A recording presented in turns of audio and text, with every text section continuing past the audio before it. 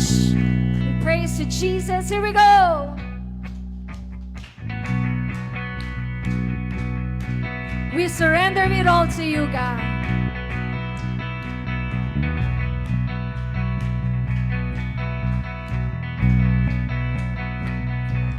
We're giving it all away, away. We're giving it all to go your way. We're giving it all. We're giving it all away, away. We're giving it all to go your way. Sing in the Father. In the Father, there is freedom. There is hope in the name that is Jesus. Lay your life down, give it all now. We are found in the love of the Savior. We come alive in you. Set free to show the truth. And our lives will never be the same. Come on, let's sing it out. We're giving it all away, away. We're giving it all to go your way. We're giving it all. We're giving it all away, away. Yes, Lord. We're giving it all to go your way. See, we are sold out. We are sold out to your calling. Everything that we are for your glory. Take our hearts now, have it all now. Let our light shine your light like a morning. Let it come alive in you. Set free to show the truth. Our lives will never be the same. Come on, church. We're giving it all away, away. Hey, hey. We're giving it all to go your way. We're giving it all away, away. Yes, we surrender it all. We're giving it all to go your way. And we will sing it. Oh, oh.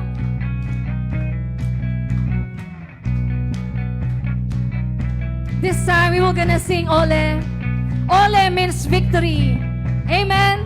Every time we say Ole, we are declaring victory upon our lives, church. Are you ready? Ole, ole, ole, ole. Ole. Come on, shout victory. Ole, ole, ole, ole. Ole, ole. Ole, ole, ole, ole. Ole, ole. Ole, ole, ole, ole. Ole, ole. You roll back. You roll back the curtains from our eyes, and now we can see you. You've shown us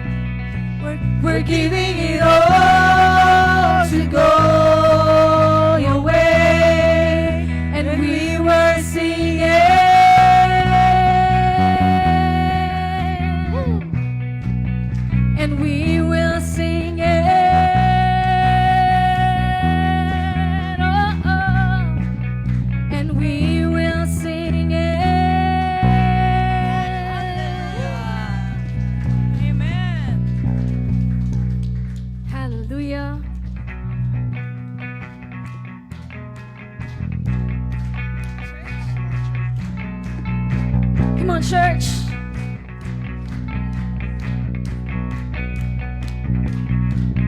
The holy roar of God will sound. The holy roar of God will sound. Watch the waters part before us now. The waters part before us now. Come and see what He has done for us. Tell the world of His great love. Our God is a God who saves. Yes, He is. Our God is a God who saves. Let God arise. Let God arise. Our God reigns now and forever. He reigns now and forever. God,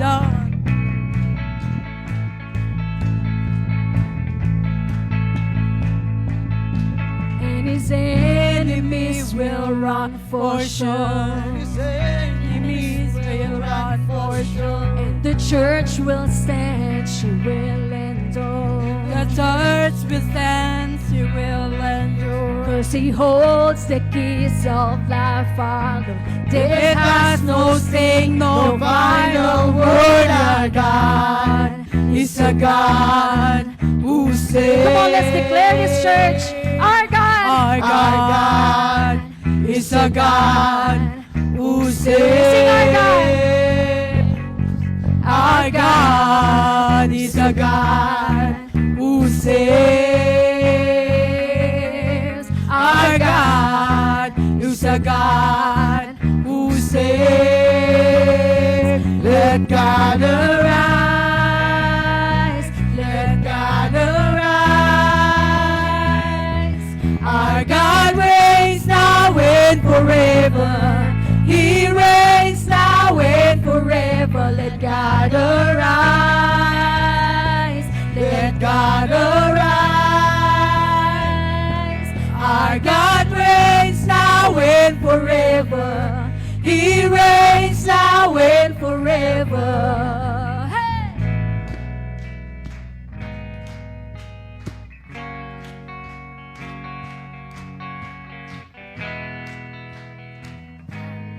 That's the kind of God that we serve.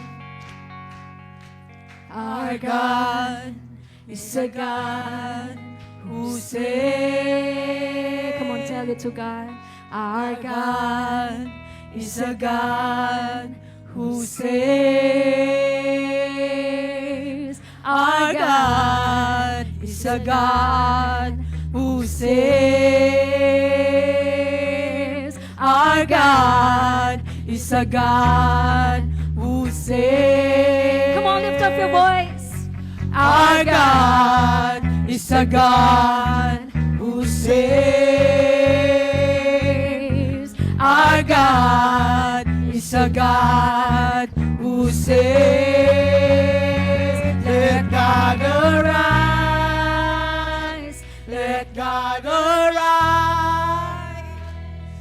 Our God reigns now and forever. He reigns now and forever. Let God arise. Let God arise. Our God reigns now and forever. He reigns now and forever. Yes, you will reign.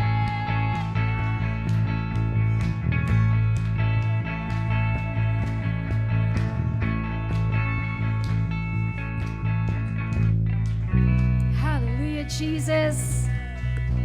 Maari po ba at the count of 3 we will shout the name of Jesus? Are you ready, church? Yes. 1, 2, 3. Jesus! Hallelujah!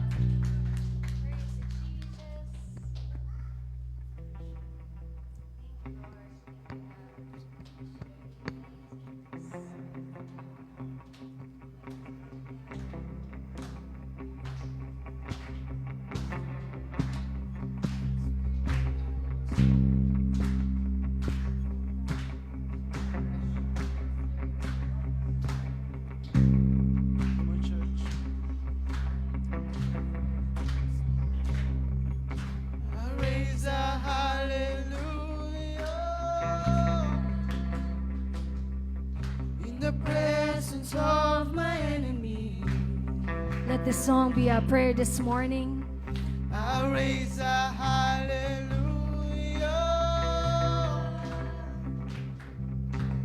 Louder than the unbelief. I raise a hallelujah. My weapon is a melody. I raise a hallelujah. Heaven comes to fight for me. Let's sing it from the top. I raise.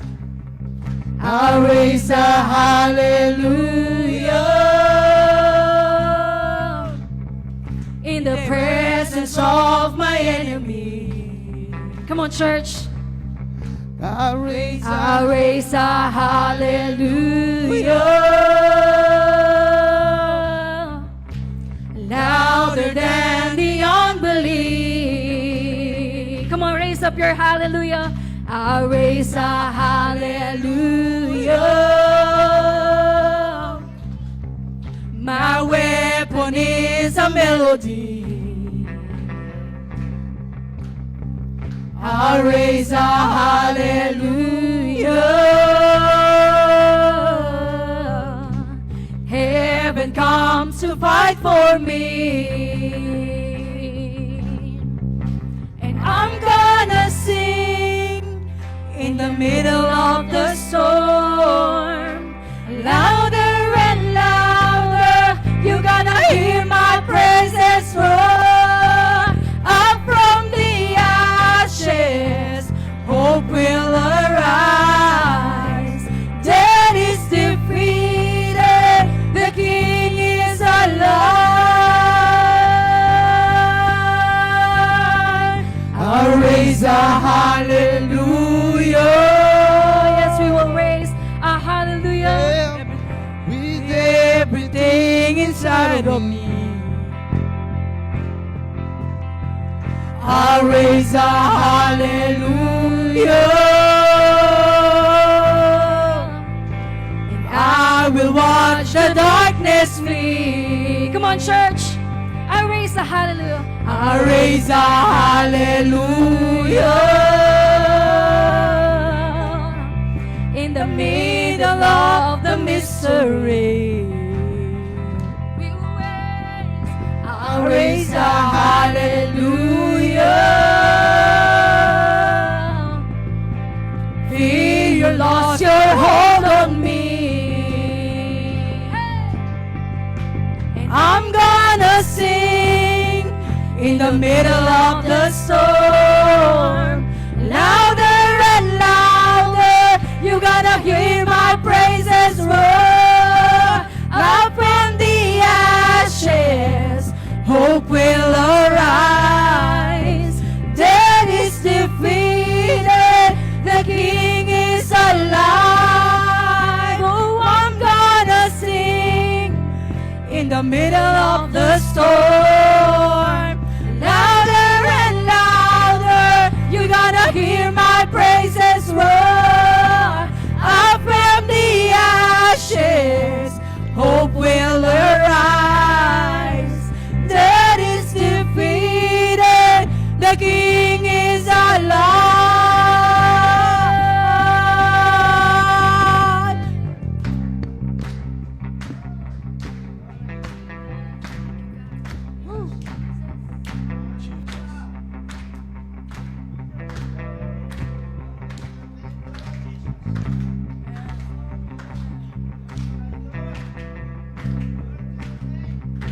Sing a little louder. Sing a louder, singing a louder, singing a louder, sing a little louder, Oh, sing a little louder. sing a little louder. Let's sing a little louder. Sing a little louder. In the presence of my enemies. Sing a little louder. louder than the unbelief. Sing a little louder. My weapon is a melody. I sing a little louder. And heaven comes to fight for me. Hey! Sing a little louder. In the presence of my enemies. Sing a little louder. Louder than the unbelief. Sing a little louder. My weapon is a melody. I sing a little louder. And heaven comes to fight for me. I sing a little louder. And I'm gonna sing in the middle of the storm. Louder and louder, you're gonna bring my praises roar. Up from the ashes, hope will arise. Death is defeated, the King is alive. I'm gonna sing in the middle of the storm. Louder and louder, you're gonna hear my praises roar. And I'm gonna the ashes, hope will arise. Death is defeated, the King is alive. I raise a hallelujah. I raise a hallelujah. I raise a hallelujah.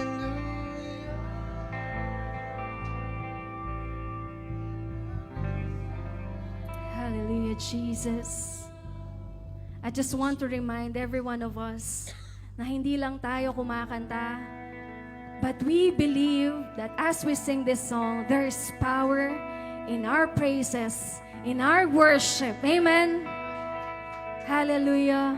Like it says in the song, our weapon is a melody. Thank you, Lord, that we are no longer as slaves, oh God. We are now a child of God. Thank you, Jesus. Thank you, Lord.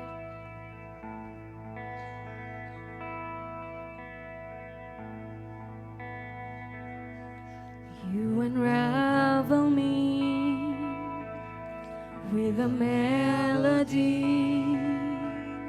You surround me with a song of deliverance from my enemies, till all my fears are gone. You unravel me. You unravel me with a melody. Let this song be a prayer this morning. You surround me With a song of deliverance from my enemies, till all my fears are gone. Come on, let's sing it out. 'Cause I'm no longer a slave to fear. 'Cause I am a child of God. I'm no longer a slave to fear. 'Cause I am a child of God. Thank you, Jesus. Thank you, Lord. Hallelujah. Praise you, God. Yes. from a mother's womb. You have chosen me. Love has called my name. I've been born again. I've been born again into your family. into a family. Your blood flows through my veins. 'Cause I'm no longer a slave to fear. 'Cause I am a child of God. I'm no longer a slave. 'Cause I'm no longer a slave to fear. 'Cause I am a child of God. I'm no longer a slave to fear. 'Cause I am a child of God. I'm no longer a slave to fear. 'Cause I am a child of God.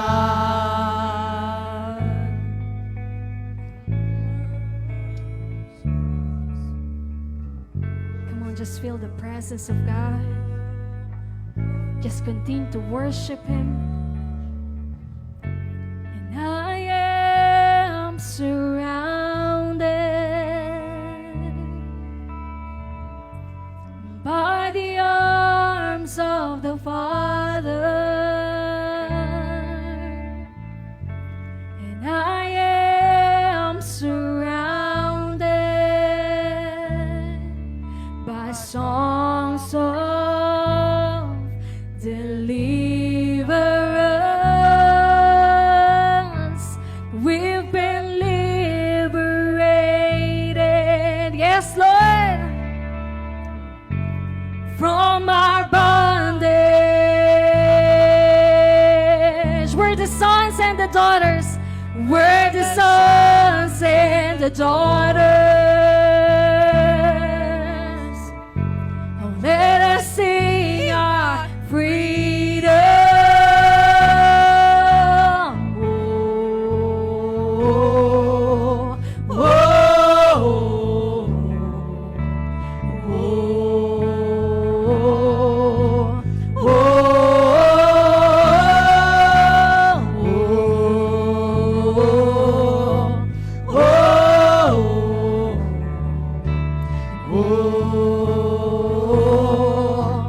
oh, you split the sea. You split the sea so I could walk right through it. My fears are drowned in perfect love. You rescued me so I could stand and say, I am a child of God. You split the sea. You split the sea so I could walk right through it. My fears are drowned in perfect love. You rescued me. You rescued me so I could stand and say, I am a child of God. Yes, I am. Yes, I am a child of God. Yes, I am a child of God.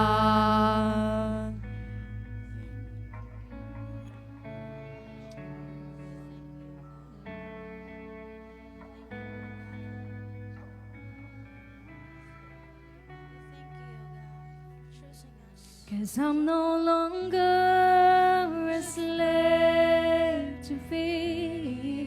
Come on, church. Lift up your voice. I am a child of God. I'm no longer a slave to fear. I am a child of God. No longer. I'm no longer a slave to fear.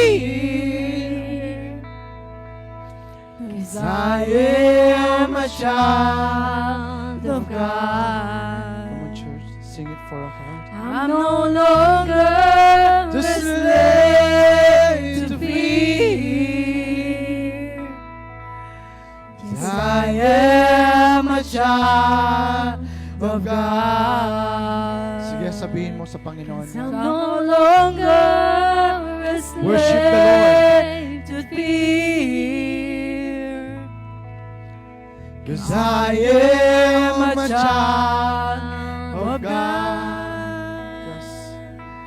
'Cause I'm no longer a slave to fear. 'Cause I am a child of God. Yes, I am a child of God. Yes, I am a child of God. Yes, I am A child of God. Thank you, Lord. Salamat, O God, sa biyaya mo. Salamat that we are no longer slave, Lord God, to our fear, Lord God. Thank you, Holy Spirit, that you are with us, O God. Thank you, Holy Spirit, that you are here in this place, in our church, in our life, Panginoon. Salamat, Lord God, that truly, Lord God, you are faithful sa buhay namin, O God. Salamat, Lord God, that tapat ka, Lord God, noon hanggang ngayon, Panginoon. Hindi ka nagbabago, Panginoon. Salamat sa krus, Lord God, na niligtas mo kami, na pinili mo kami, na minahal mo kami, Lord God. Salamat, Lord God, na hindi na kami slave ngayon. We are free, Panginoon, sa buhay namin. That, Lord, walang anuman na kaaway na magwawagi sa buhay namin. It because, Lord God, you are with us. And we are set free, Panginoon, 2,000 years ago, Lord God. Salamat, Lord God, for the love, for the salvation, for the redemption, Panginoon, for the freedom, Panginoon, na nasa isip namin, nasa puso namin ngayon, sa buhay namin ngayon, Lord God. Salamat na tunay, Lord God, yung salita mo, at hindi nagbabago yon, at tinutupad mo, Lord God, yung pangako mo, Panginoon, sa amin. Salamat po, Lord God, that we are here to worship you, Lord God, in spirit and truth, Panginoon, that you are here because, Lord God, mahal ka namin. You are here, Panginoon, dahil, Lord God, susunod kami sa iyo, Panginoon. Thank you, Jesus. Thank you, Lord God. In-honor ka namin, O God, at tinataas namin, Lord, lahat ng papuri, Lord God, lahat ng parangal, Lord God, sa iyo lamang, O God. We honor you. We glorify you, Lord God. In the name of the Father, and the Son, and the Holy Spirit, O God. In Jesus' mighty name we pray. And everybody say, Amen. Amen. Woo! Hallelujah. Sige po, sabihin mo sa katabi mo that we are blessed kasi nandito ka. We are blessed kasi nandito kayong lahat. Bigyan mo ng high five para ano. Amen and amen. Sige po, tinatawagan po natin si Ate Wilma.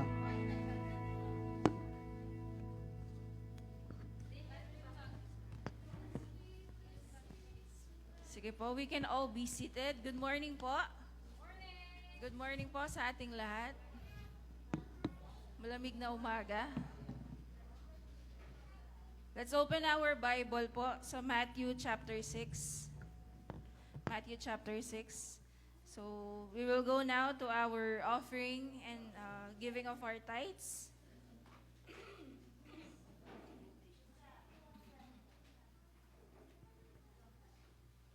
Are we ready? Let's go to verse 24 po ng Matthew chapter 6. I would like to share to you na meron pong dalawang pagpipilian na Panginoon ng isang tao. And it is written in the Bible. Ang sabi po ng verse 24, walang aliping makakapaglingkod ng sabay sa dalawang Panginoon. Meaning, aside from Jesus, there is another Panginoon. No? Sabi dito, sapagkat kapopotan niya ang isa at iibigin ang ikalawa. Paglilingkuran ng tapat ang isa at hahamakin ang ikalawa. Listen, hindi kayo maaaring maglingkod ng sabay sa Diyos at sa kayamanan. Amen? No? Sabi po pala ng Bible, pwede ka palang magkaroon ng other God other than our Lord Jesus Christ. Di ba po, nung tinanggap natin ang Lord sa buhay po natin bilang tagapagligtas, no? Tinanggap din po natin siya bilang ating Lord. Alam niyo po ba ang ibig sabihin ng Lord? Master? May-ari? No? So, yun po yung ibig sabihin ng Lord. Now, sabi po ng verse dito, hindi kayo maaaring maglingkod ng sabay sa Diyos at sa kayamanan. Paano yun, Ate Wilma? Di na kami kakain, di na kami magtatrabaho. No? Paano na lang yung mga pangangailangan namin? No? Meron pong sagot ang Bible sa atin. No? Punta po tayo sa Matthew chapter 7. Mateo chapter 7.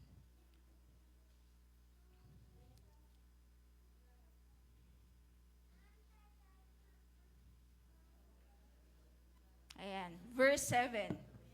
Nandiyan na po ba kayo? Matthew chapter 7, verse 7. Ito po ang sagot ng Bible sa atin.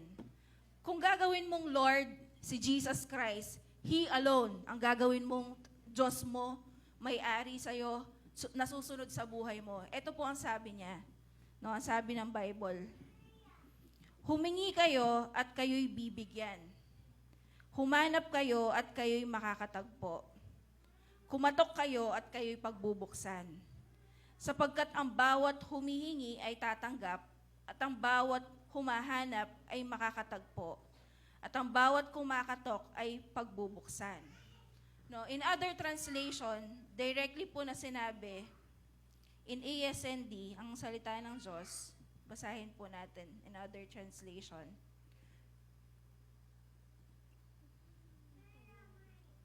Humingi kayo sa Diyos, ang sabi ng translation na to. Humingi kayo sa Diyos at bibigyan kayo. Hanapin ninyo sa Kanya ang hinahanap nyo at makikita nyo. Kumatok kayo sa Kanya at pagbubuksan kayo. Sapagkat ang lahat ng humihingi ay nakakatanggap. Kapag humingi ka daw kay Lord, makakatanggap ka. Ang naghahanap ay nakakakita. Ano man ang hinahanap mo sa buhay, sa Diyos mo yun matatagpuan. Ang naghahanap ay nakakakita. At ang kumakatok ay pinagbubuksan. No? Hinalintulad po ang Panginoon natin bilang ating magulang, bilang ating ama. Alam niyo po ba na pag tinawag mong Father ang Lord, ang sinasabi mo doon is, Lord, you are my source. Sa'yo nang gagaling ang lahat ng kailangan ko. Diba? Tinry niyo na po bang hanapin sa isang tao yung kailangan mo? Di ba laging kulang? Minsan, mapufrustrate ka pa. Yung mga binye mo. Right? Laging kulang. No? Naghahanap ka ng pag-ibig sa boyfriend mo, laging kulang yan. Lagi kang masasaktan. Amen? Amen. Kasi hindi sila perfect source. Okay? Nasusundan niyo po ba ako? Okay lang po ba medyo mahaba yung exhortation ko? No? So, hinalintulad po ang ating amang Diyos bilang ating magulang. Ang sabi po dyan, kayong mga magulang, mga earthly mothers, earthly fathers, kung ang anak ninyo ay humingi ng tinapay, bibigyan ba ninyo ng bato? At kung humingi siya ng isda, bibigyan nyo ba ng ahas? Kasi during the time, bakit po tinapay at isda ang in example dito? Because during the time of Israelites, ang pinaka usual na pagkain nila, tinapay at isda. No? So sabi po dito, kung kayong masasama ay marunong magbigay ng mabubuting bagay sa inyong mga anak, gaano pa kaya ang inyong amang nasa langit? Amen? Ibibigay niya ang mabubuting bagay sa mga humihingi sa Kanya. Amen? Ang condition lang dito, humingi ka, maghanap ka sa Diyos, kumatok ka sa Kanya. Amen? Amen. Ang ganda mo ng verse, no? Ito kasi yung reading ko ngayon, Book of Matthew. Talagang sabi ko, we really need to seek the Lord, no? I've been hearing yung aking mga pinapanood ng mga successful persons. Hindi ko maintindihan yung sinasabi nila na lagi nilang sinasabi, kung gusto mong yumaman, kalimutan mo ang pera. Sabi ko, paano yun? Pera nga ang hinahanap ko eh. Gusto ko ang yumaman eh. And the verse of, yung verse sa Bible, it reveals to me na, yun pala yun. You should seek the Lord. Matthew 6:33. Hanapin mo muna ang Lord bago ang pera. No, kasi marami na po tayong nakitang mga tao nag-abroad hanggang sa tumanda na sila. Pero ganun pa din pag bumalik sila dito. No, yung they are wasting away their youth, their strength, no? Sa pag-abroad, hindi po sinasabing masamang mag-abroad. Don't get me wrong. Pero kung ang dahilan po ng pag-abroad mo is not to seek the Lord, not to seek the kingdom of God, baka po nagkakamali po tayo sa ginagawa po natin. Ito po yung consider po natin. Amen? Pero yun, no, yung seek po natin ang God. Amen? Yun lang po yung reminder natin. You cannot serve God and money. Amen? Actually nga po, mas matindi pa ang pera compared to Satan. Ang sabi ng Bible, the root of all evil, hindi sinabi doon na Satan, but the love of money. Amen? Isang matinding kalaban ng Diyos sa buhay natin ay kapag minahal mo na po ang pera, kayamanan, whatever ang form ng kayamanan sa buhay mo. Amen? So, let's stand and hawakan po natin yung ating mga envelope. May nakuha po ba tayo? Amen? Hanapin natin kay Lord ang lahat ng kailangan po natin. Amen? The condition is to ask. Humingi ka, kumatok ka, maghanap ka sa Diyos. Lord, salamat po. Alam mo lahat ng kailangan ng mga anak mo, Panginoon. Kailangan lang naming magsabi sa iyo, God. Kailanman hindi ka po bumibigo, nagpapahiya sa lahat ng mga nagtitiwala sa iyo. Kaya salamat, Lord. We will not hold on to what belongs to you. Our tithes belongs to you, Lord, and our offering, Panginoon, we give it to you, Lord God. Nang bukal sa aming loob, masayang puso, Panginoon. Maraming salamat sa lahat po ng mga magtatapat sa iyo, Panginoon. Lord, sa umaga pong ito, tanggapin niyo po ang aming mga kaloob, Lord God, as our form of worship, as our representation of our love and respect to you, Lord God.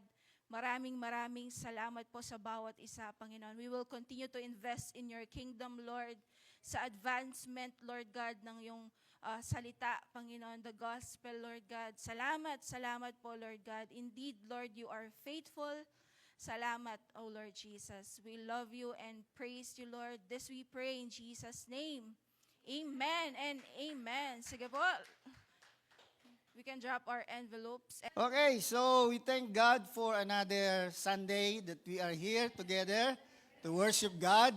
Okay, so let us prepare our hearts and mind so that we can receive the message of God this morning. Are you ready? Come on, let's stand up. Praise the Lord. Hallelujah. Lord, minsan pa, nagpapasalamat kami sa buhay, sa kalakasan, at patuloy na pagkakataon na binibigay mo sa amin. So that we can serve you. Thank you, Lord God, sa aming mga buhay for continuous blessing and grace na binibigay mo po sa bawat isa sa amin, Panginoon. Salamat, Panginoon, na kami ay mayroong bawat araw na ibinibigay mo upang Tunay nga na makita namin ang iyong banal na layunin sa aming mga buhay. Higit sa lahat, salamat sa pagkakataon na ikaw ay masamba namin, madinig ang iyong salita, upang amin namang maisakatuparan ang layunin na meron ka sa aming lahat, Panginoon. Sapagkat kami ay narito sa mundong ito, not just to exist, Panginoon. Not just to live, Panginoon, sa buhay na dapat namin ikabuhay, but to fulfill your purpose, Panginoon. So, kaya nga, O Diyos, umaga po ito, salamat na ikaw po ang maitataas. Banal na Espiritu, kayo po ang maging tagapagturo namin, maging maliwanag sa amin lahat ang iyong mga salita. Ito po ang aming dalangin sa pangalan ni Jesus. Amen. Amen. Praise God. You can sit down now. Praise the Lord. Alam niyo po, may iba-ibang mga challenges ang mga churches mula po noon hanggang ngayon. So, yung unang church, dumaan sila sa persecution, pinapatay, kinukuha yung ari-arian nila, ginagawa silang laruan. So, alam yung mga Roman Empire o Roman Emperor. So, pinapakain sila sa leon, sa tigre, pinaglalaban sila, magpatayan, and on and on. So maraming dinaanan ng church. So iba't ibang masasabi natin na problema o challenges na dumarating sa churches. So meron dumating na panahon na talagang another generation, another problem. And then from generation to generation, there are problems na kinakaharap ang church. You know why? Kasi meron tayong kaaway at yun is si Satan. Ayaw niya na ang kalooban ng Diyos ay matupad personally sa iyong buhay at sa bawat local churches na tinatawag niya. So ngayon, what problems are we dealing? Ano bang mga problema naman o challenges na meron ngayon ang church sa ating panahon? Actually, ito po yung dahilan bakit titingnan natin, bubulayin natin ang mensahe ngayon sa umagang ito. So I will share to you what are those challenges that becomes a problem sa loob ng church o ng maraming mga churches, hindi lang ng ilan, but ng maraming churches. Although, makakakita rin po tayo ng mga churches that they have succeeded.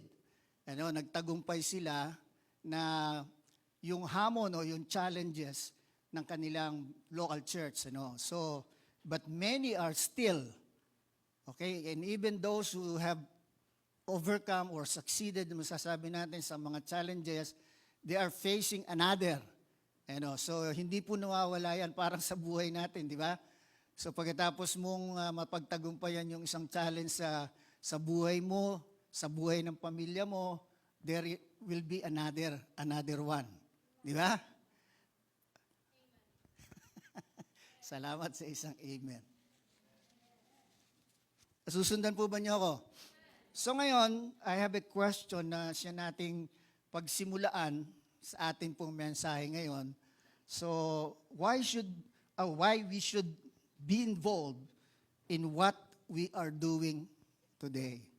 So, you are aware siguro already na tayo po ngayon ay nasa winning season. Okay? So, what does it mean? Ano ba yung winning season natin? So, tayo po ay gusto natin na i-resolve ang isang sa mga problema ng church na talagang nawala. Na sinasabi ko nga po na ilan ito sa mga challenges.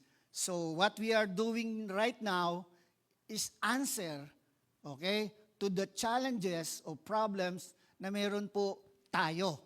So ilagay na lang po natin sa atin, i-confine natin sa atin lang as a local church.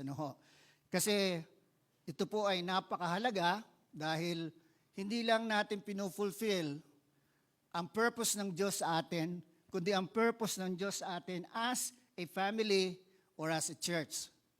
Are you following me? Okay, so ngayon po kasi to solve that problem, sabi ko nga po, why we should be involved kasi nga po, that is the best way o yun po ang the only way na unang makaresolve dito sa problemang ito. Ano ho? So, bawat isa po sa atin is an answer. Sabihin mo sa katabi mo, ikaw pala ang sagot eh. Okay.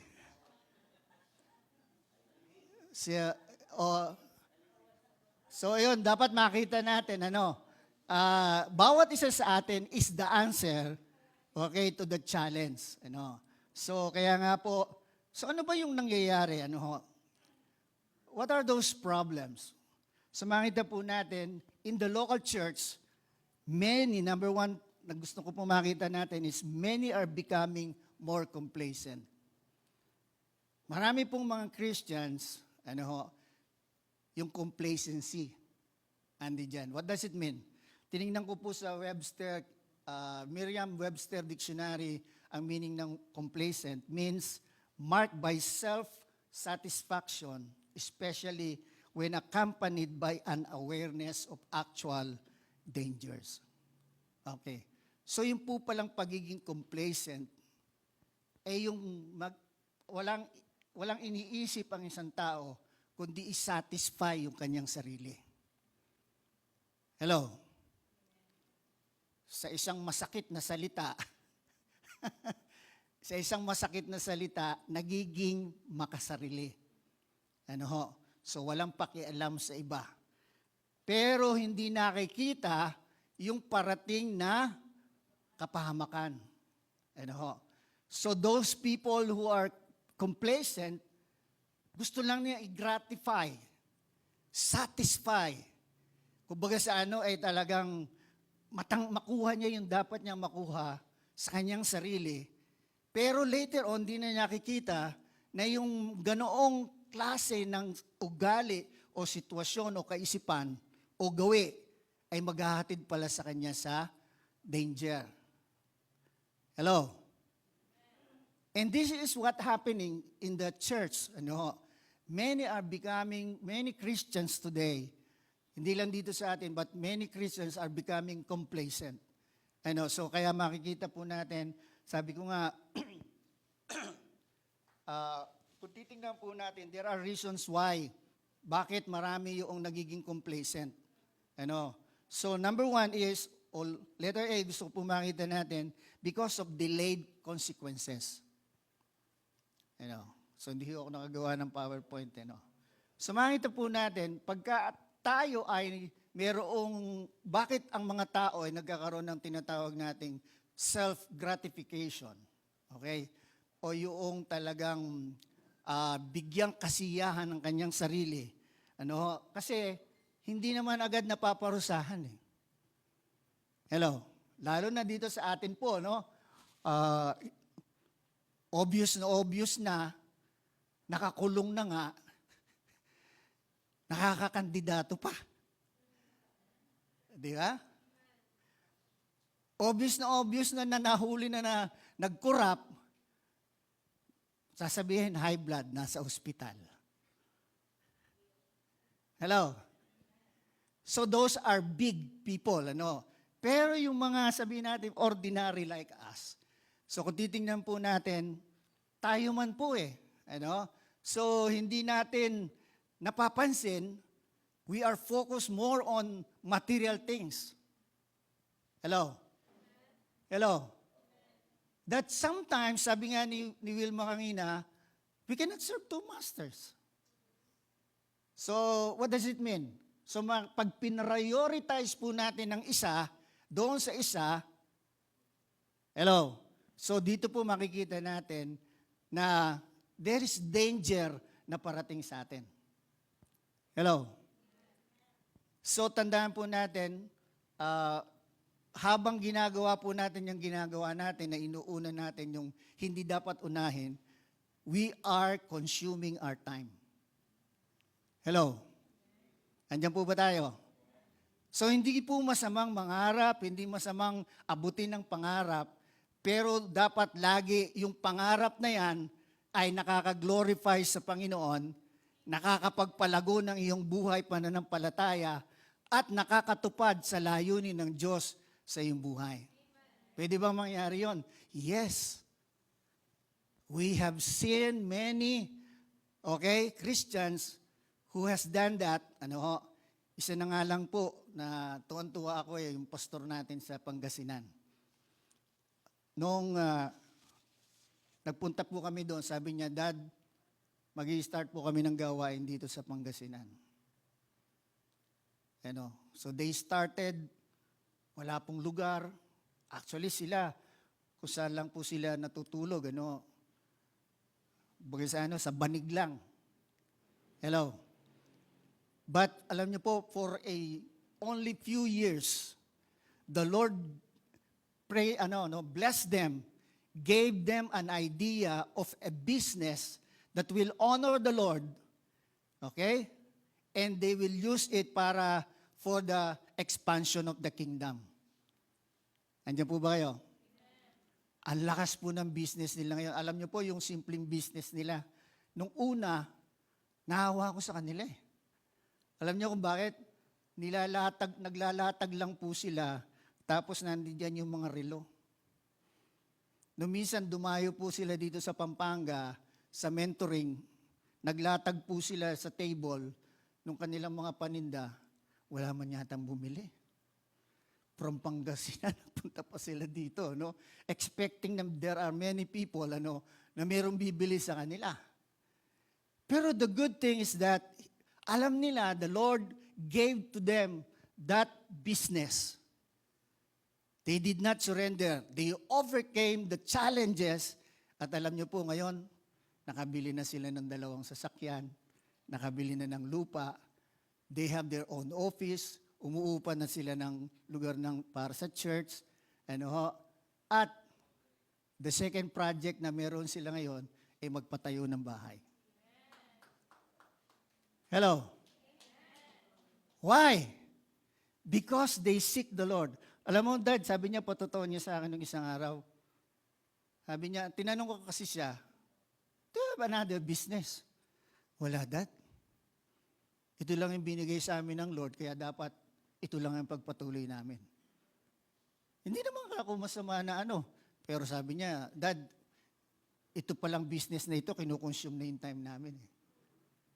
Baka mawala na yung time namin para kay Lord. Hello? So, can you imagine? So, ngayon, binigyan siya ng mga ideas ng Lord. Sabi natin, bakit nangyari yon? Nagamit po niya ang social media for his business.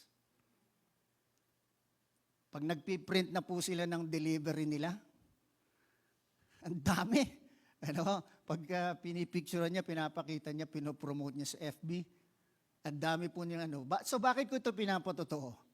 Ipinapatotoo ko ito sapagkat if we are really seeking God sa ating buhay, hindi tayo magiging complacent, but titingnan po natin ano yung pwedeng mag-glorify, sa Panginoon sa ginagawa natin. Even in our work. Alam niyo ba na pwede yung hilingin sa Panginoon, hindi lang magkaroon ng trabaho. Madalas ganun tayo mag-pray Lord, give me work. Pag nagkatrabaho, diyan ka muna, Lord, busy ako Hello? Hello? So kung titingnan natin, kung di ako magtatrabaho, paano akong kakain? Andiyan po ba tayo? Sometimes, lalo na ngayon, tingnan po ninyo, yung mga companies, yung mga so, nagbibigay sila ng day off, regular days. Hello? So, sabi ng iba, kasi ang day off ko ganito, kasi day off ko ganyan. Alam niyo po, there are solution to every problem. Amen? So kung hindi man naibigay sa iyo yung trabaho na Saturday, Sunday, you can serve God in other day. Hello? Ngayon, ano yung delayed consequence? So dito po gusto kong makita ninyo yung one example ng complacency o pagiging complacent ay si Esau. Did you know Esau? Si Esau po ay ang panganay sa kambal na magkapatid na si Jacob, na anak ni Rebecca at Isaac. Alam niyo po, ang paborito ni Isaac, si Esau, dahil mahilig itong mag-hunting ng mga wild animals. Ito naman si Jacob, homeboy ito. Paborito naman siya ng nanay niya. So, yung mga pagluto-luto, magaling siyang magluto. So, isang araw, nag-hunting po si Esau. Pero umuwi siya, wala siyang huli. Kaya lang, gutom na gutom siya. So, nung nakita niya, naamoy niya yung niluluto ni Jacob. Ang bango. So, siguro pumapasok pa lang siya dun sa tent, naamoy na niya, o balayo pa lang, naamoy na niya. Kasi, di ba, pag nagluluto na masarap, talagang umalimuyak yung amoy. Kaya nga ang Jollibee, ang kanyang parang slogan langhap sarap. Langhap pa lang, nasasarapan ka na. So, ganun po si Jacob, si Esau. Pagpasok niya doon kung saan nagluluto si Jacob, sabi niya, bigyan mo nga ako ng pagkain, bigyan mo nga ako ng niluluto mong yan. Oo, sabi naman itong Jacob. Kaya lang, sa isang kondisyon. Ano yun? Sabi niya, ibigay mo sa akin ang karapatan mo bilang panganay. So medyo may katusuhan tong isa no? So sabi ni Esau sa kanyang sarili, o sige, kaysa mamatay ako sa gutom. So sige, sa iyo na yung aking karapatan bilang panganay.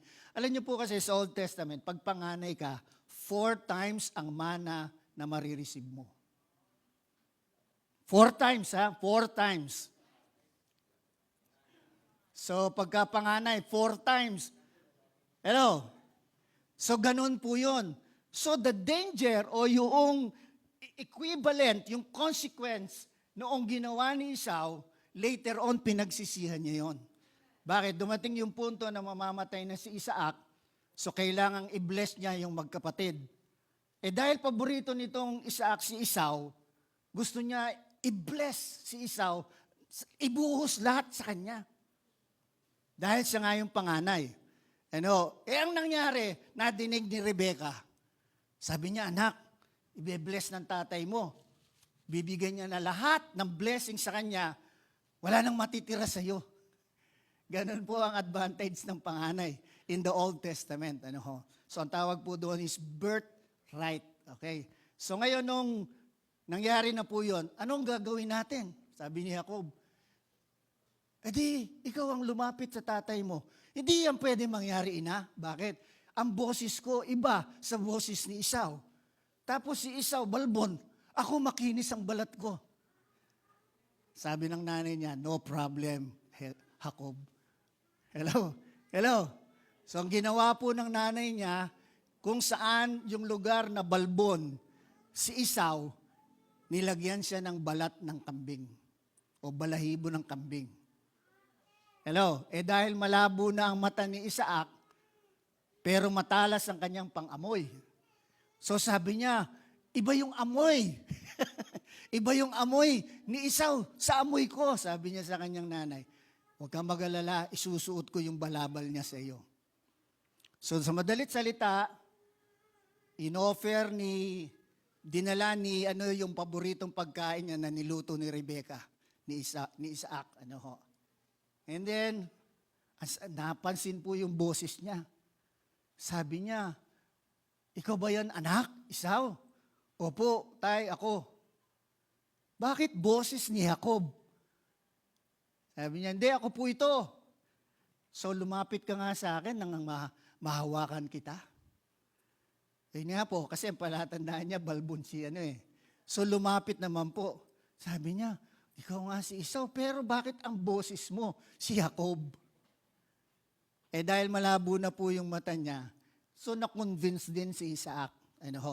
So he pronounced every blessing sa kay Jacob na supposed to be dapat ay kay Isaac. So, ay Esau. Nung bumalik na po si Esau, sabi niya sa tatay niya, Tay, naipagluto na kita ng paborito mong pagkain. Ang sabi niya, sino yung lumapit dito kanina? ako po ito, si Esau. Tapos doon niya napansin yung consequence ng kanyang ginawa na dahil sa isang mangkok na lugaw o pagkain, nawala yung kanyang birthright. Ang sabi niya sa kanyang tatay, wala ka na bang itinira sa akin? Wala na ba akong Sabi niya, i-bless mo ko. Sabi ng tatay niya, wala na. I have already declared, I have already pronounced the blessing sa kapatid mo. Hindi ko na yon kayang bawiin. Hello? So makita po natin, and the rest is a story na makikita po natin ngayon. Ang Israel, although a small nation, nagkaroon po siya ng 13 anak, isang babae. Yung 12 na lalaki, yan po yung tribes ng Israel. Nakita po natin, bagamat ang Israel po, talagang nangalat sila sa buong mundo nung sila ay makabalik as an independent nation noong 1948, May 1948. Alam niyo po, ginyera sila. Balitaan niyo ba nabasa niyo ba yung 6 days war sa Israel o sa Middle East na lahat ng mga Arab country, lahat ng kanilang yung boundary, pinalibutan nila yon. Marami silang tangke, marami silang eroplano, but they were not able to overcome ang Israel. Hello? Ano po yon? So that is the power of declaring blessing ni Isaac kay Jacob. Ano po nangyari? Although, hanggang ngayon, ang gulo po ng tawag dito, lahi ni Esau. So dito po, gusto ko makita natin, at ang verse na gusto ko pong idagdag natin dyan is this. 2 Peter chapter 3 verse 9. Ang sabi po dyan, the Lord is not slow in keeping His promise, as some understand slowness. He is patient with you, not wanting anyone to perish, but everyone to come to repentance. So makita po natin, ito yung isang dahilan. Sabi niya, sabi kayo ng sabi, darating na si Lord. Ang tagal ko nang nadidinig yan, darating si Lord. Kahit po nung isulat ito ni Apostol Pedro, sabi niya, babalik na si Lord eh. Pero, more than 2,000 years na po ang lumipas, hindi pa bumalik si Lord. Kaya yung iba, sabi niya, ang tagal na niyan. Babalik si Lord, pero hindi pa siya bumabalik. Kaya, maraming teaching si Jesus na sabi nga niya, watch and pray. For you don't know when your master will come. Will come back. So kaya po dito, makita natin, bakit daw parang napakabagal ng Diyos na gawin yung kanyang pangako, lalo na yung kanyang pagbabalik? Kasi gusto niya lahat magsisi, gusto niya lahat maligtas. Amen? So ngayon, ang tanong, paano mangyayari yun? So dito po makikita natin, napakahalaga po nito.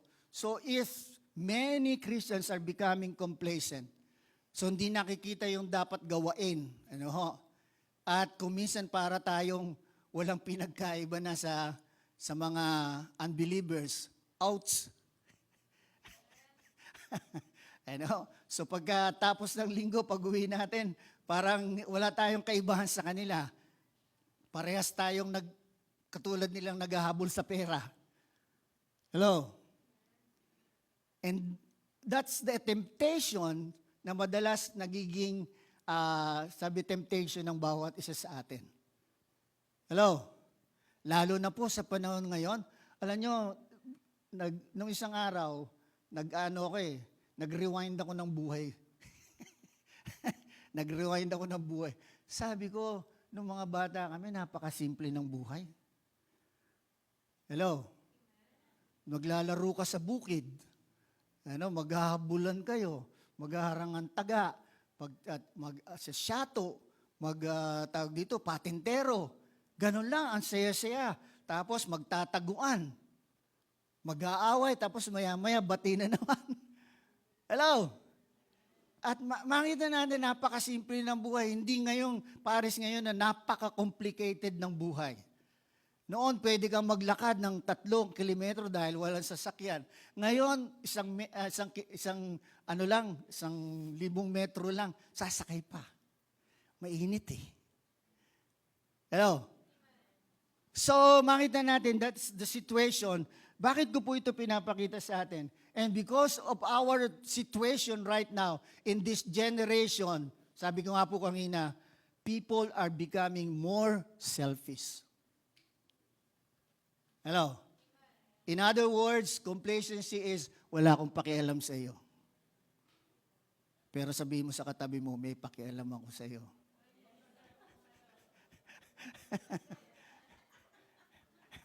Hello?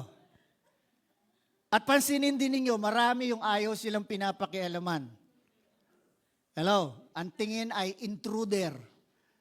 Mapakialam ka ah. Kaya po dito tayo, sinasanay tayo sa tinatawag na discipleship para yung buhay natin, maiayon natin sa katotohanan ng salita ng Diyos. Amen? So, natututo tayo makipag-social o develop our social, tawag doon, relationship with other people. Lalo na ngayon, mga kabataan ngayon, hindi na nila alam yung social, social life. Wala na silang social life. Social media. May girlfriend ako. Nasaan yung girlfriend mo? Saan mo nakilala? Sa FB. Nakita na ba kayong personal? Hindi pa. Sa FB pa lang. Hello? So makita natin, yung mga ganong mga sitwasyon, So, and then, the whole day, minsan the whole night, nasa, social media. Hello? So, anong tawag natin doon? We are wasting time. Hello?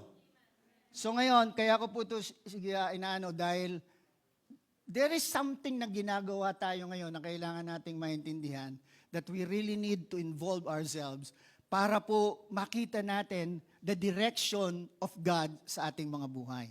So complacency is one. Okay? Number two is, many are becoming more impatient for the Lord's second coming.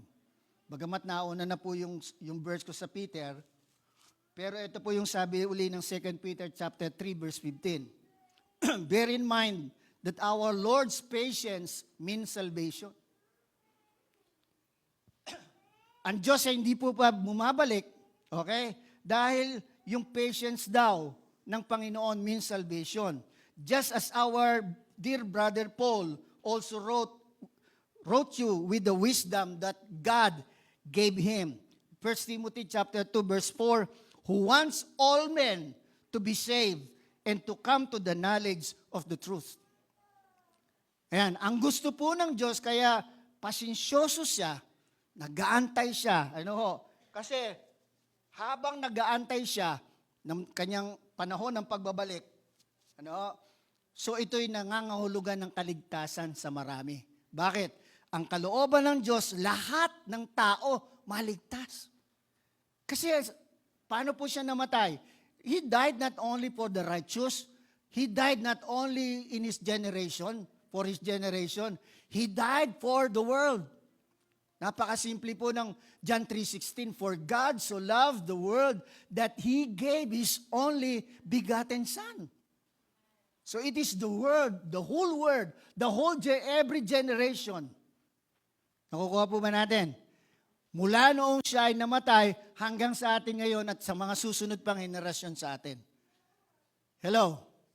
Alam niyo po, napakahalaga nito. Bakit? Kasi if we will involve, basahin ko pa rin yung Ezekiel. Ezekiel 18:32, ang sabi dito sa Tagalog, sa Mabuting Balita Biblia, hindi ko gustong mamatay ang sinuman. Sabi ng Panginoon, Kaya magpakabuti na kayo upang mabuhay.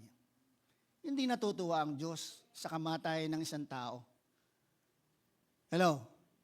Bakit? Kasi tiyak na kapag ang isang tao hindi niya mananampalataya, impyerno ang diretsyo. Hello?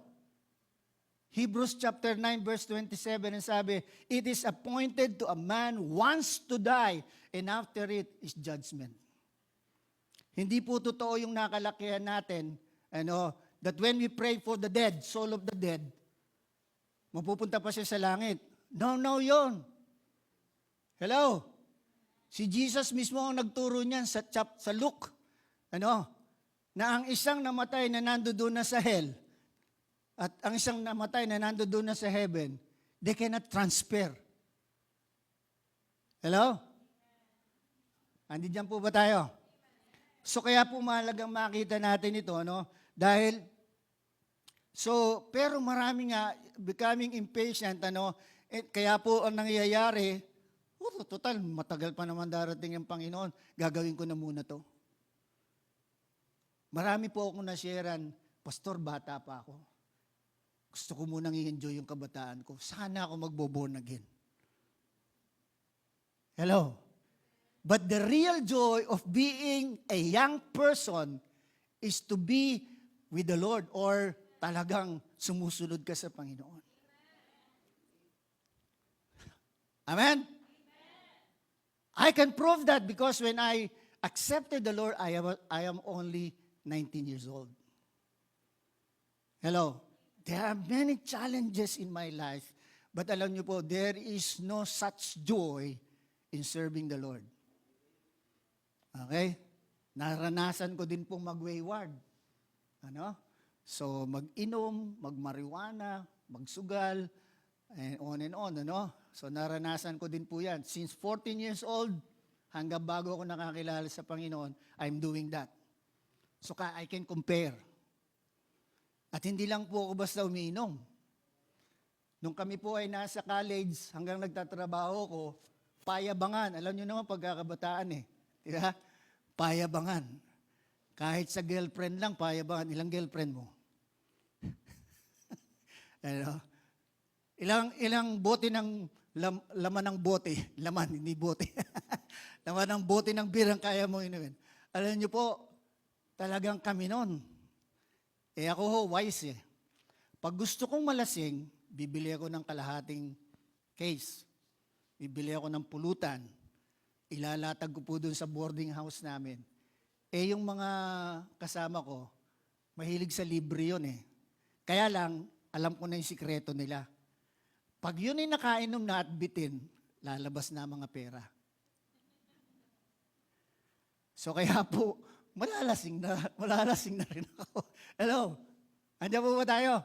So, kaya gusto ko po ipakita ito sa bawat isa sa atin, dahil mas masarap po ang sumunod sa Panginoon.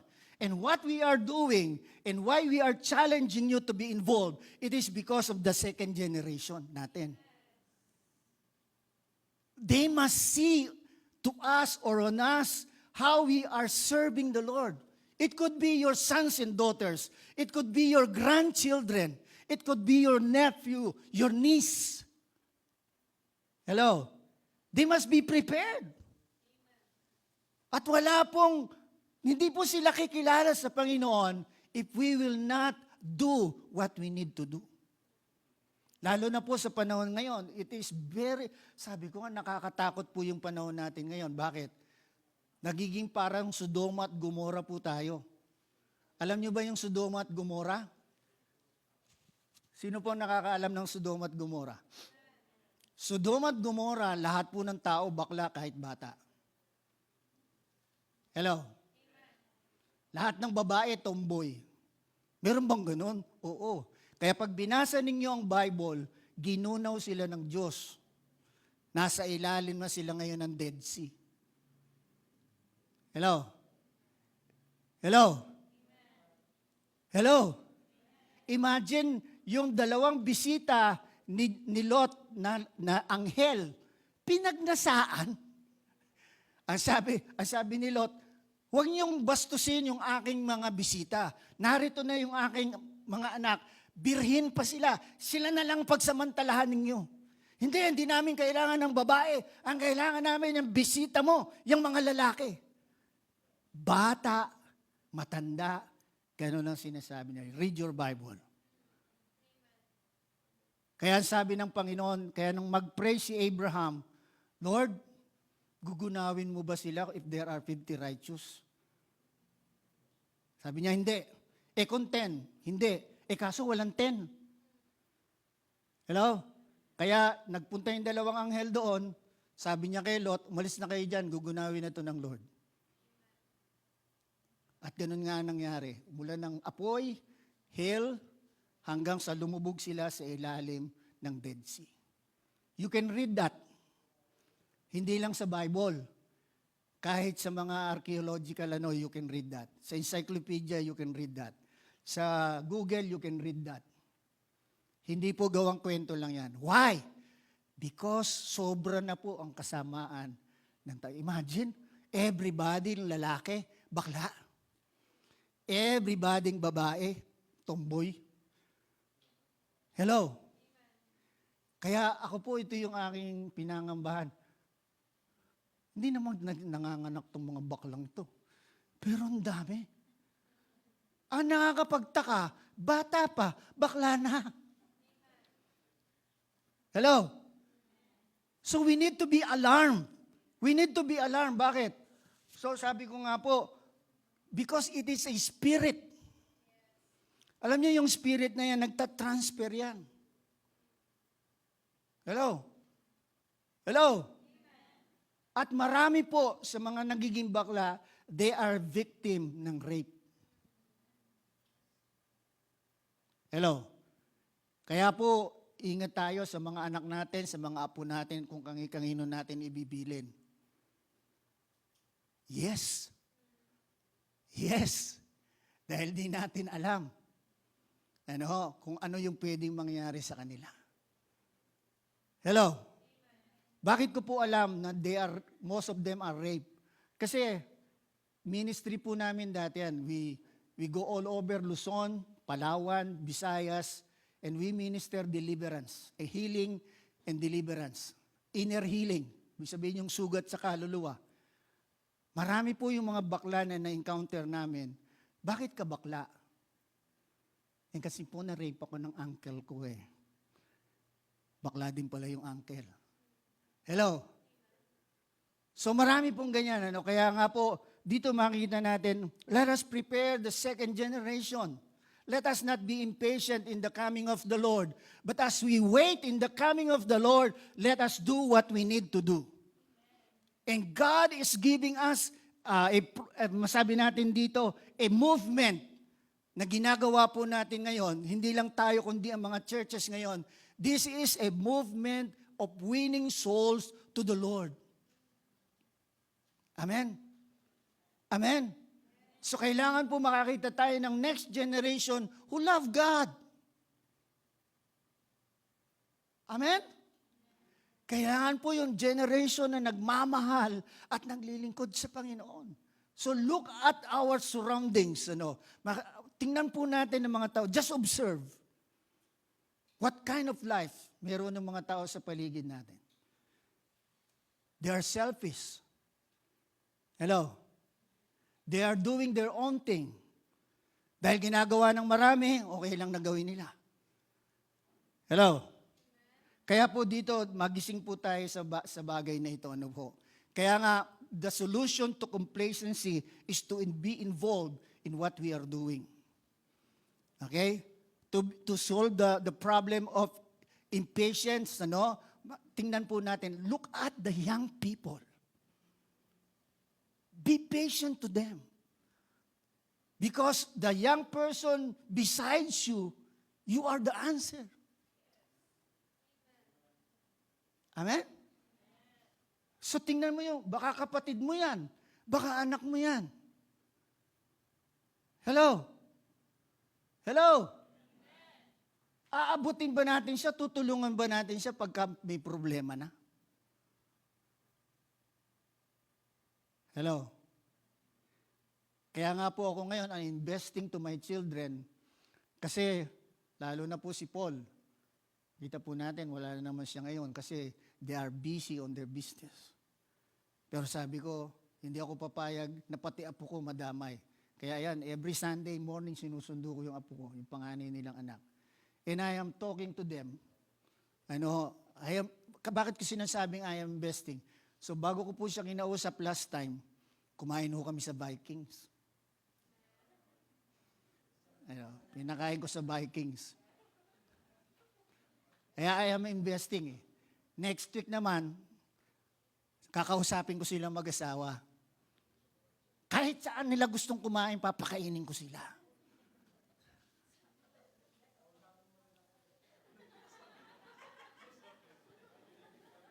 Hello? Hello? Sana all? Saan mo gusto? Okay, bakit ko po ito sinasabi? Kasi there are times that we need to do that eh. Sabi ko, anak, if it is God's business na binigay sa iyo, it must not, dapat, hindi yan makaagaw ng iyong panahon kay Lord. Amen? Amen? So I love my children. Kahapon naman yung si Joy, yan, dinate ko siya kahapon. Saan mo gustong kumain, anak? Dapat yung social na kainan. Pag pinakain mo lang siya sa Jollibee, Jollibee lang naman to eh. So, ibig sabihin, I'm not serious. Hello? So, kaya I am investing, okay, sa kanila. Huwag naman, yung mga kasama ko naman dito, huwag naman kayo mag-wayward. Pastor, para pakainin mo ako eh. Kausapin mo ako, posto. Papakainin na lang kita, huwag ka na mag-wayward. Amen. So, this is what we need to do. We have to do what we need to do. And we must do what we are doing here right now. Napakahalaga yan kasi tayong mga Pinoy, ano pa naman tayo sa kinabukasan ng pamilya natin eh. On this earth. Hello? Sa mundo lang na ito, anak, mag-aral ka mabuti.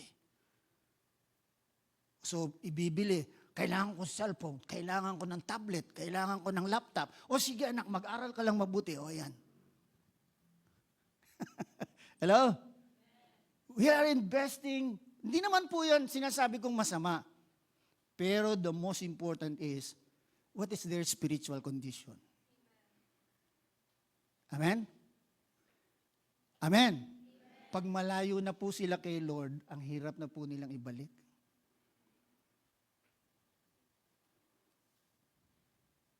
Wala po akong ginagawa sa panalangin ko kung hindi iiyak yung aking mga anak.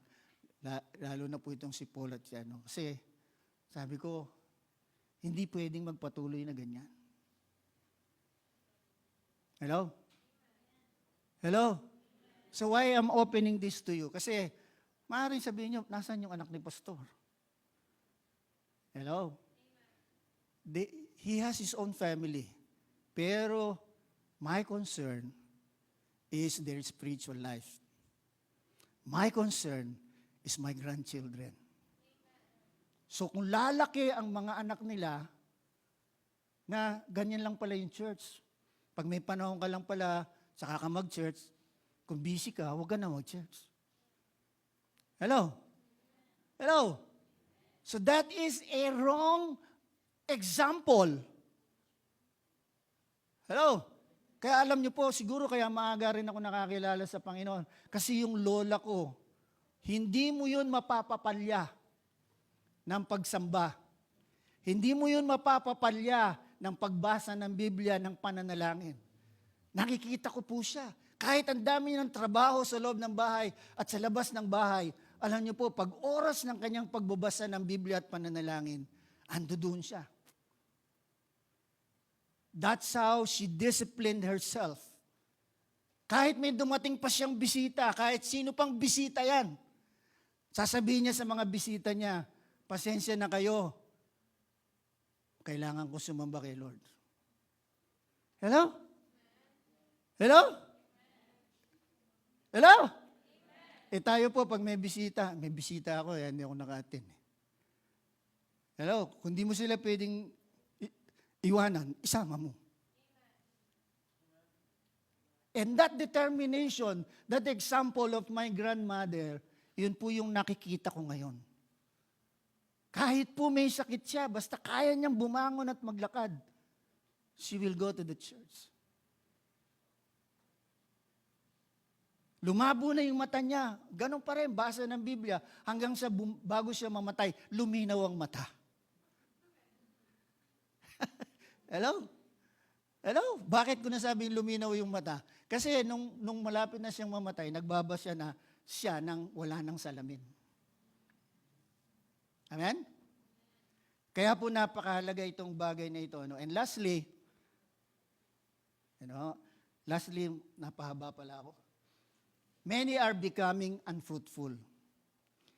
Okay? So, complacency, impatience equals unfruitfulness. Amen? So, hindi maging mabunga. Tandaan po natin, there are 3 common commands in the Bible na matatagpuan po natin in John chapter 15, verse 4 and 5. Ang sabi po dyan ni Jesus, remain in me, and I will remain in you. For a branch cannot produce fruit if it is severed from the vine. And you cannot be fruitful unless you remain in me. Verse 5, yes, I am the vine. You are the branches. Those who remain in me, and I in them, will produce much fruit. For apart from me, you can do nothing. Okay, so 3 bagay po dito, no? Pero bago natin tingnan yon, bakit tayo pwedeng maging fruitful? Number 1 is, because we are connected to the vine. God, when we become born again, God connected us to Jesus, who is the true vine. So that is the first thing na pwede tayong maging fruitful. The second thing na bakit tayo pwedeng maging fruitful, sa verse 1 and 2, ang sabi doon, our gardener is the Father. Hello? Pakilagay mo nga yung verse 1 and 2. Hello? John 15, verse 1 and 2. So ang sabi doon, the Father is the gardener. So anong ginagawa ng Father? So kapag ka fruitful, imagine, Diyos ang ating hardinero. Andiyan ba kayo? Gaano kahalaga yon? So makita natin, napakahalaga po nito, no? Dahil God the Father is our gardener. At sabi po doon sa verse 2, kapag ka hindi nagbubunga, God the Father, severe o pinuputol niya, cut off. Hello? And then, kapag namumunga naman, He prunes, nililinis niya. Amen? Hello? So para ano daw? Para lalong magbunga. Kaya nga, 3 panahon ng pagbubunga ang pwede nating maranasan if we obey the Lord. Ano? Number 1 is produce fruit. Sabi sa verse 4. Pag tayo nanatili sa Panginoon, okay? Ibig sabihin ng manatili, we follow, we obey, we love God sa ating buhay. We prioritize God sa ating buhay. We will produce fruit. Mamumunga tayo. Ano ba ibig sabihin ng produce fruit? Maaaring sa una, isa. Di ba? Para lang din literal na anak yan eh. Minsan may pinapanganak ka, isa lang talaga. Ang madalas, hindi minsan. Minsan naman, mayroong kambal. Minsan naman, 8. Grabe yun, ano? Mayroong triplets, quadruplets, ano pang mga plets. Hello? So, kaya makikita natin, ibig sabihin, pag nag-produce ka ng isa, you are producing a fruit. But later on, sabi dito, as we continue, kasi sabi niya, hindi tayo pwedeng mamunga kung putol tayo. Hindi tayo nakadugtong sa sanga. Hindi tayo nananatili. Paano ba tayo nahihiwalay? So yun na po yung mga unang sinabi ko kanina. Nahihiwalay tayo sa puno, sa tunay na puno, kasi nga, that's what we are. Yung mga nauna, complacent, impatient, ano ho. Pero dito po ang sabi, ang susunod is, we will be fruitful. Makikita po natin ang buhay pananampalataya natin fruitful. Hindi lang po sa may mga marami tayong nailapit sa Panginoon. Even in our physical, spiritual life, even in our material life, even in our social life. Sino magsasabi sa atin na one day, ikaw pala, gagamitin ng Panginoon. Hindi lang nationwide leader ng church, kundi global. Hello? Hello? Andyan ba kayo? So makita po natin dito, no? So hindi natin alam, But the most important thing is, when we obey the Lord, ang Lord ang bahala sa kinabukasan natin. Amen ba? Okay, and then sabi po sa verse 5, yes, I am the vine, sabi ni Jesus. And then, in-emphasize niya, you are the branches. Sabihin mo sa katabi mo, sanga ka daw. Sanga ka ng, pangit naman sa Tagalog, parang baka maiba yung S. Okay? Okay. Baka mapalitan ng T yung S. So wag. Sabihin mo na lang, you are the branch. You are the branch, okay? So those who remain in me and I in them will produce much fruit. That is the third na pwedeng mangyari because we are connected to the vine, because our hardener is the Father, okay? So we will not only produce fruit, we will not only be fruitful, but sabi po dito sa verse 5 is, we will produce much fruits. Amen. So, ibig sabihin, mas malawak po yun. Kaya sa umagang ito, mga kapatid, pag tinignan po natin ito, the question is, kaya nga ba talaga natin gawin ito? The answer is yes. How? If we will involve ourselves sa pinapagawa ng Panginoon. Kaya mo lang pala pinipreach yung pastor para sumama kami, yes. Kasi if we will not be involved, sabi ko nga, hindi natin mararanasan kung ano yung dapat nating maranasan at hindi natin marireceive yung dapat nating ma-receive. Amen? You are here to grow spiritually. You are here to be blessed by the Lord. Amen? Hello? Let us take that opportunity. Amen? Amen? So kaya po sa umagang ito, let us all stand.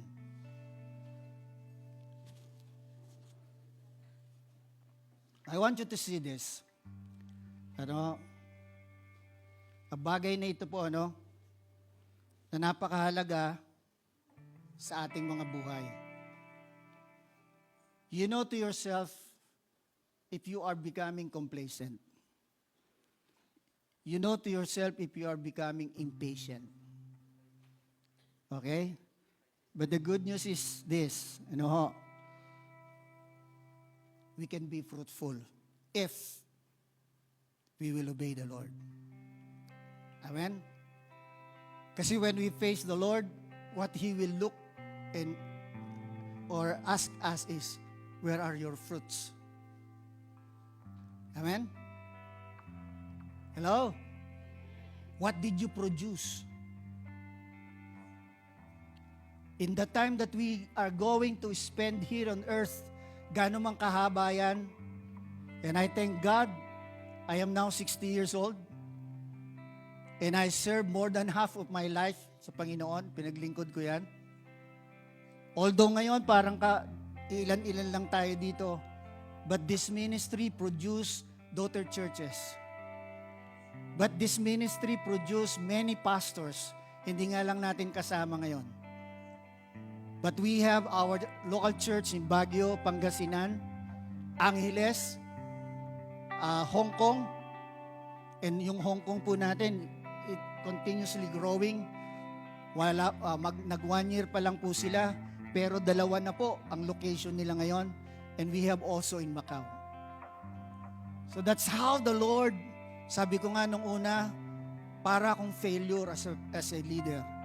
Pero now, pinakita ng Panginoon, the fruit na meron po akong naging bunga, namunga din, at right now, there are many leaders that are being raised. Amen? At yun din po ang aking layunin dito sa atin. All of you are leaders, influencers. Amen? Well, hindi po kayo taga-upo lang dyan. You are leaders. Look at yourself, how God can develop you. Amen? Hello? Sabi ko nga last week, hindi ko po kayang tumayo dito dati. nervyoso ako, mahiyain po ako, I cannot speak to people. Pero God raised me and continuously improving me. Ano? At ganun din po ang gagawin sa atin. You can be greater than me. Alam niyo po yung mga pastors natin in our local churches, mas magagaling po sila kaysa sa akin. But I am happy for that. Amen? Hello? Yung bunga ko mas magaling kaysa sa akin. Hello? Tuwan-tuwa po ako doon. Bakit? Kasi sabi ko, at least I was able to produce great leaders in this church. Amen?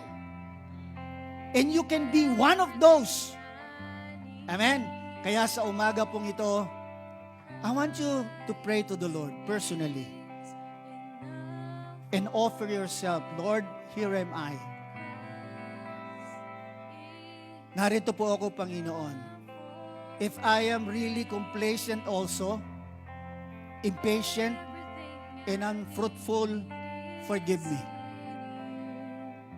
For right now, Lord God, I want your will and design to happen in my life. Sige po, I am giving you time to pray that simple prayer. To ask God that instead of being complacent, being impatient and unfruitful, ask God to help you. Because you are connected to the vine, to produce fruit, to be fruitful, and produce much fruit. No turning back, no turning back. I have decided to follow Jesus. No turning back, no turning back. I have decided. Lord, sa oras po na ito, you know what is in our heart and mind. You can hear the whisper of our mouth, of our hearts. Lord, sa oras po na ito, Panginoon, I know that you are speaking to each and every one of us. That they are here, Lord God, because you wanted to use them to prepare the next generation. For them to be instruments, O Lord God, to raise up a generation that loves you, that obeys you, Lord God, that worship you, Panginoon. Because young people right now are becoming more and more, Panginoon, na malayo sa iyo, Panginoon. They are being consumed by social media. Kaya, Panginoon, narito kami, Lord Jesus, offering ourselves. Lord God, use us. It could be our children.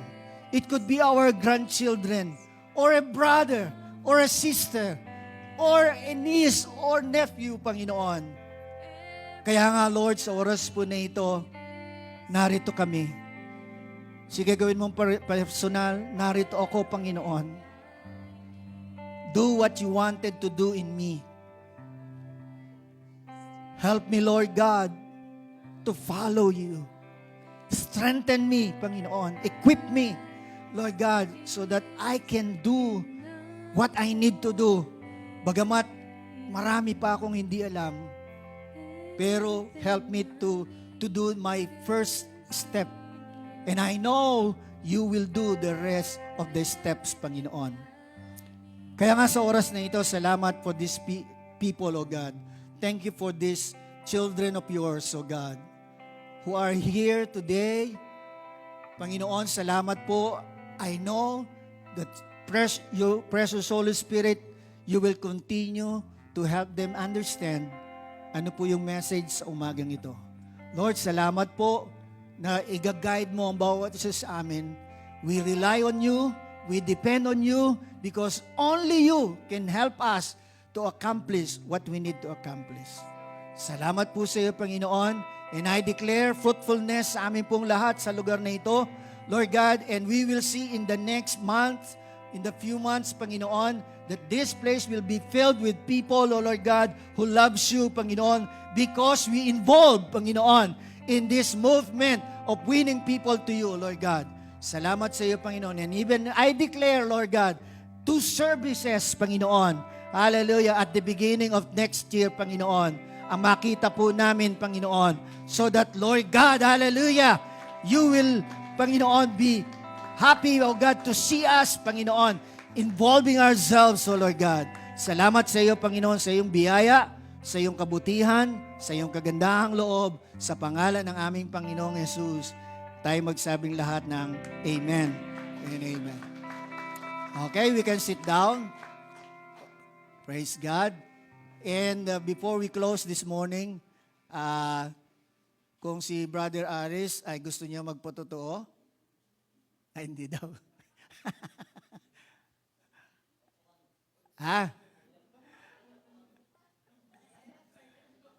Sige, patotoo mo kung yung pinagaling ka.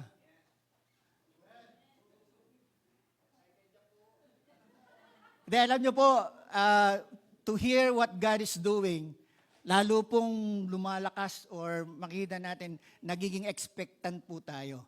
If there is something that happens, we need to testify kasi bakit? Yung ating pong expectation tumataas. Ako na lang mag-testify, ikaw na sana mas maganda personal. Ayan, backup ka ni Brother Junior. Oh. Ang kamay. So the Lord bless you. The Lord keep you. The Lord make His face shine upon you. The Lord continues to give you wisdom, supernatural strength, understanding of His Word, sensitivity to His Holy Spirit. God continue to give you idea for your business or for this life. The Lord gives you the courage to be involved in what we are doing. In the name of the Father, and of the Son, and of the Holy Spirit, everybody say, Amen. Papatotoo ka rin?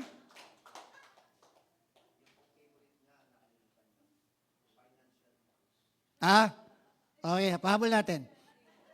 Financial breakthrough. Receive it in the name of Jesus. Hallelujah. Financial breakthrough. Laya sa utang at magkaroon pa ng surplus. In Jesus' name. Amen. O, pwede naman yung pahabol eh.